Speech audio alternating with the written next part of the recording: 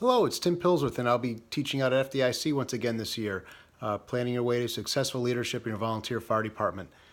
Many know that leadership in the fire service has been struggling for many years, and it's really no person's single fault.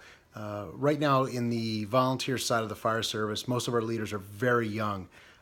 Technically, they're outstanding. They've had more training and ability to take classes and learn, as well as take that training and put it into the hands-on onto the field at alarms is better than ever before. What's lacking is just life skills. They're coming into the leadership roles at such a young age. They might not have been leaders before in their life, or possibly even just only as a youth leader in a Boy Scouts or a sports team. Many of them have not had long-term careers where they've been bosses at a job.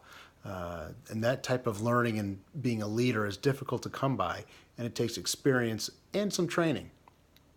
The fire service today has some of the best technical training that we can get our hands onto. Engine company, truck company, rescue, technical rescue, water rescue, everything out there hazmat, that anything we want is within arm's reach of most firefighters and fire departments today.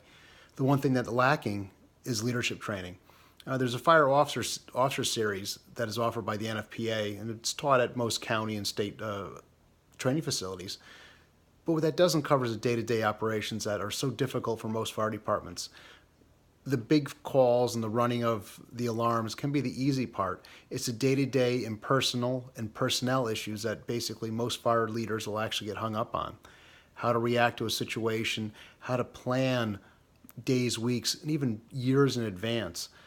Most of our leaders have very short-term experience planning, where we're buying a piece of equipment or apparatus. It might need to be around 5, 10, 20 years. Planning a drill schedule, you have to think sometimes months in advance to plan the correct drill facility and equipment to do it.